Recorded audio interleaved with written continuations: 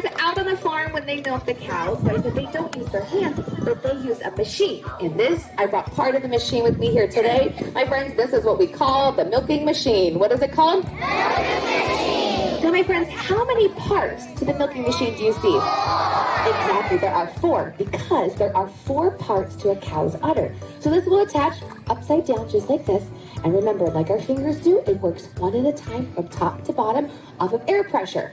Now, once the milk goes through this machine and out this yellow part right here, it goes into a big tank called the milk tank. What is it called? Milk tank. Now, the very special job of the milk tank is to act just like a refrigerator.